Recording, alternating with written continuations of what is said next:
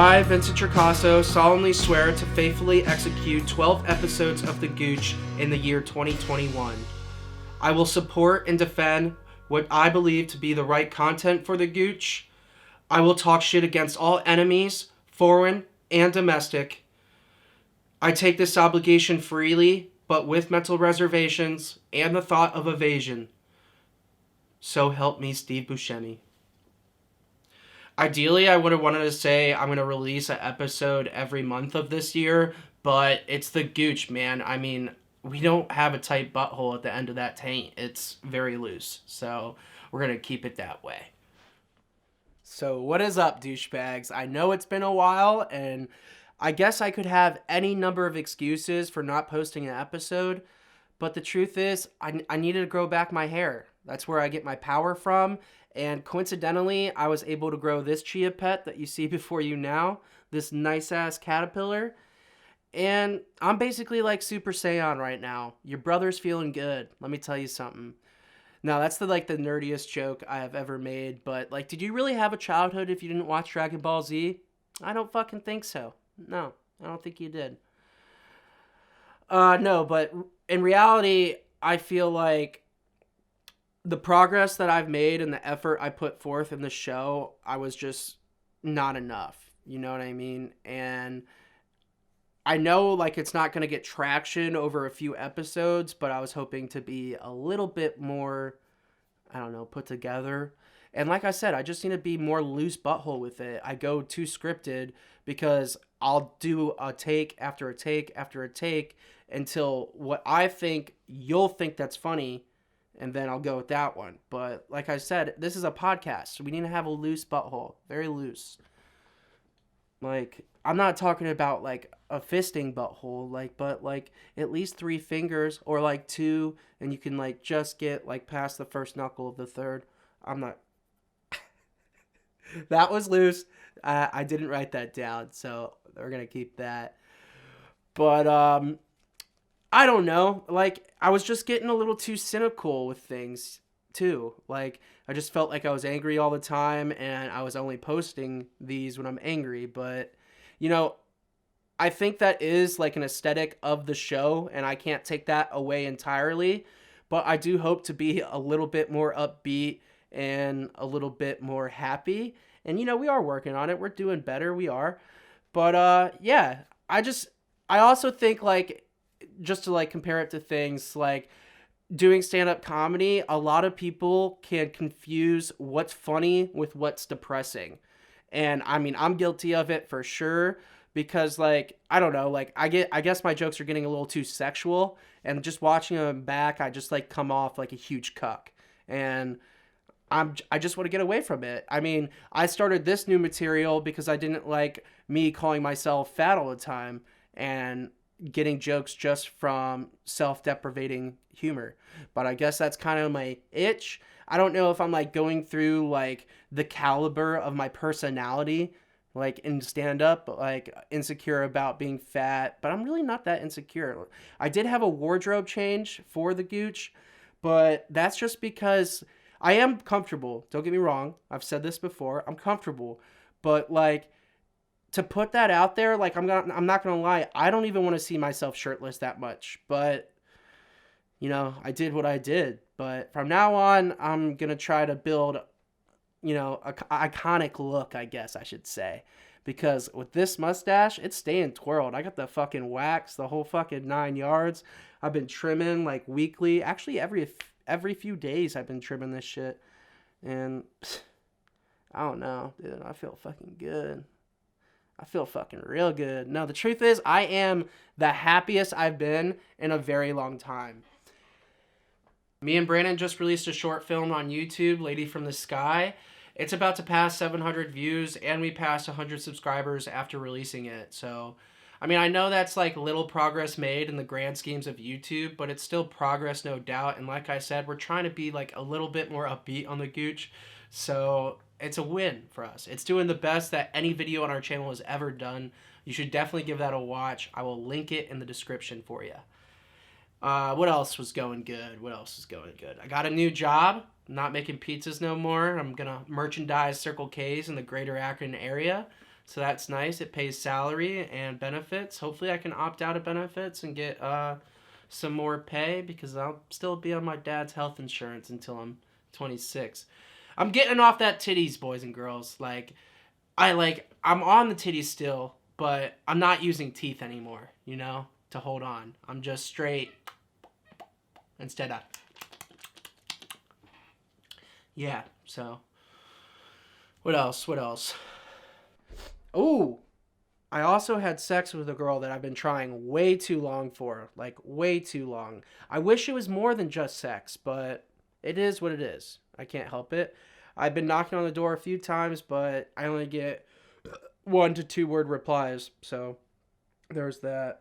I have been doing really good with women lately. I've been shooting above my shot with girls, and it's been paying off. Like, just talking. I'm not talking about, like, anything sexual, but, like, yeah, I don't know. Newfound confidence. Thanks, Sean Dugan, for that. He's been, like, my relationship coach, I guess. It's funny, like, I don't know, people rub off on people, and I hang out with that dude a lot, and he's just, like, super friendly to everyone, and he's like, that's just kind of how you approach everything, just be friendly, and then sprinkle your personality in there, and then get that fucking bag, dog. Yeah, I don't know what the hell that was, but Sean Dugan, I guess. Nah, Sean's a good guy. I like him. I mean, he's toxic in his own means, but he's a good friend of mine. Sean, you're a good buddy. Love you. He'll be on the show soon, I think. Maybe. I don't know. Up to him. Maybe. I'm not sure.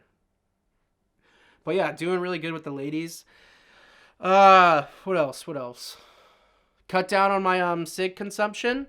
Back to the vapes a little bit more. And I know some of you might say, like, hey, we don't know what's in vapes yet. They could be worse than cigarettes. Well, how about you smoke a bunch of cigarettes and then smoke a lot of this and see which one you feel better after doing? I know the answer. I'm not going to tell you. So, there's that. Yeah, what else? I think that's about good of what's going good. I might start making a new film. I am writing. But yeah, to think I was going to start this episode by just talking about how shitty my life has been. Bad way to go, Vin. I mean, I sure as hell didn't want to tell you guys that my house burnt down, that I had a few friends die from overdoses and accidents. I can't hit my numbers in Keno to save my goddamn life. That my love life is non-existent. My sex life is somewhat decent, but a little bit sad. But love life non-existent. I hated my job until I got the new one. And who knows, I might hate this job. I barely even started yet. So, yeah.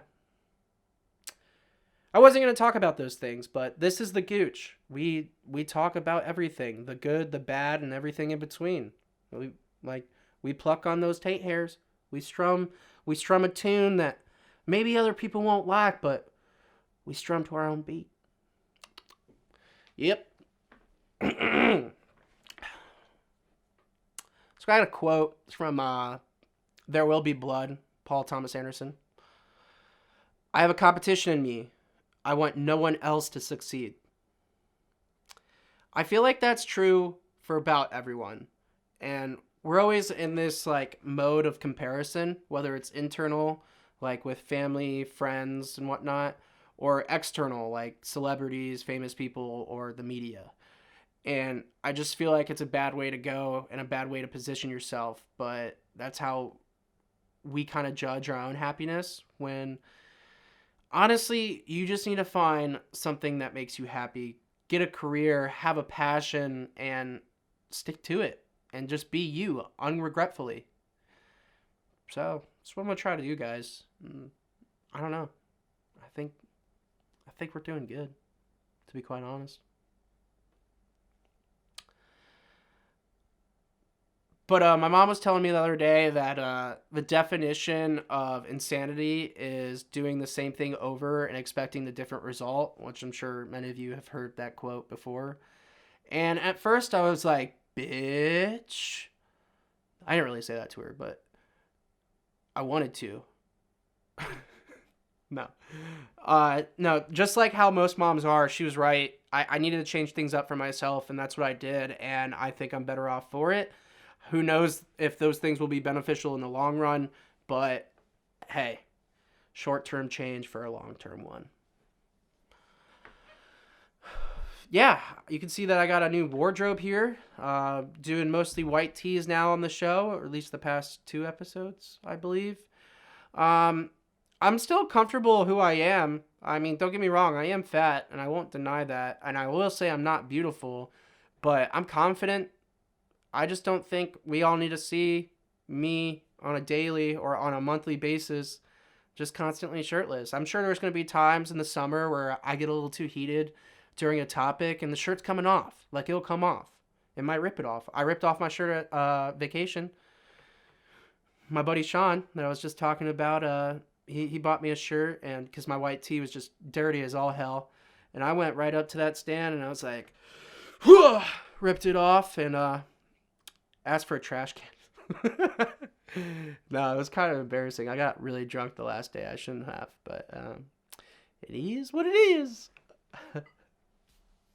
Where was I? Yeah, but yeah, new look. We're gonna wear t-shirts from now on. Maybe not all the time, but I feel like I'm building this like iconic look. You know what I mean?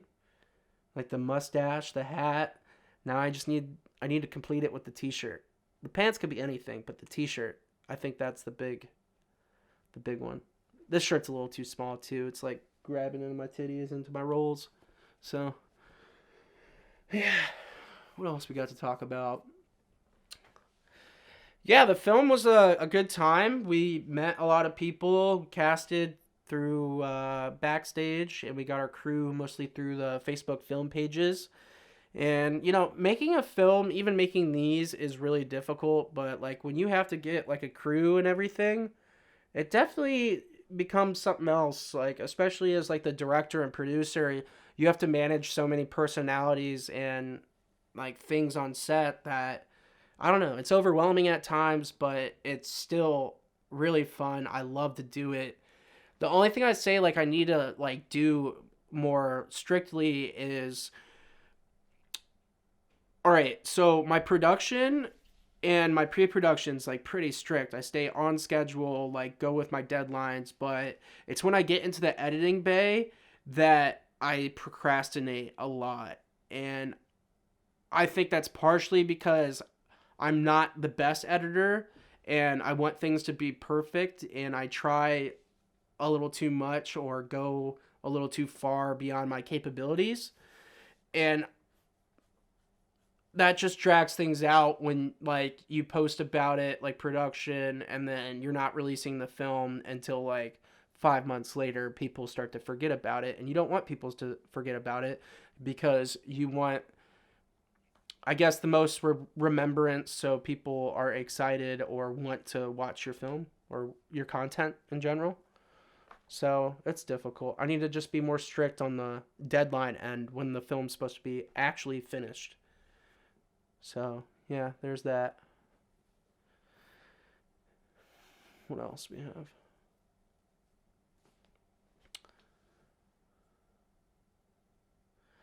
Yeah, so if you've been watching the other episodes or have watched the other episodes, like talking about it, like I've been releasing them often. But you've heard that we've wanted to move, me and Brandon and I, but you know, like with Corona and like it's just making more and more sense to stay here. I'm not sure if we are. With this new job, I gotta see how that is, of course, and I don't know. It is just making more and more sense to stay. Like we have family, we have friends here, we have connections, we have clients that we've built relationships with through Area Codes Productions. It's a hard decision, and I guess we're both mutually agreed that we are scared for the future because we don't know what the fuck's going on. And I mean, I'm merchandising Circle K's. That's not making movies, but it is making me money. And I don't know. It's a hard dilemma. No one knows what's best for you, not even you. And that's what sucks. Because you don't know what to do. And yeah, guys, the house burnt down. My childhood home of my father's burnt down. We were like watching a movie. We went out, had a cigarette break, dad and son, like they do. And I put mine out in the ashtray. He did so too, but when I put mine out in the ashtray, I just like get the cherry off the top so the cherry burns out and whatnot. And my dad like actually stomps his out until like there's nothing. And we were arguing about, Dad, stop throwing away the ashtray. Like I sometimes leave like hot embers in the ashtray after I smoke them. That's why I don't dump the ashtray as much. And I wait till several cigarettes get in there before I dump it. And he dumps it after like one or two. He's real anal about it. And I was trying to tell him. And then, yeah, we go watch Sherlock, the show. And I start hearing a bunch of shit coming from the garage. Like someone's like rumbling around in there. I'm like, Dad, do you hear that? We paused it. He was like, knock on the door and open the door real fast. I was like, okay. Knocked on it, opened it real slow. And then black smoke just poured in. And my dad's like, open up the garage. And I'm like reaching in the garage. And then my finger just goes straight through the button. Like straight through. Like the electrical system for the button just went right through the drywall. It was crazy. And then after that, I was like, I'm peacing. I did get a little burn. I don't know if you can see that, but right there. Nothing serious though. We just lost a house, that's all. Some film equipment and snowboard. Nothing important. Hey, I mean, we're alive. That's what matters, right? That's what matters. But seriously, when you're alive and your shit's gone, you get kind of pissed off. But honestly, I didn't lose that much. Like just a couple stands, snowboard, some pictures. And the house is going to be better than ever once it's finished. But yeah, guys, that's about what I have for you. I hope this was like somewhat cohesible so I can edit. And yeah, until the next time, peace out.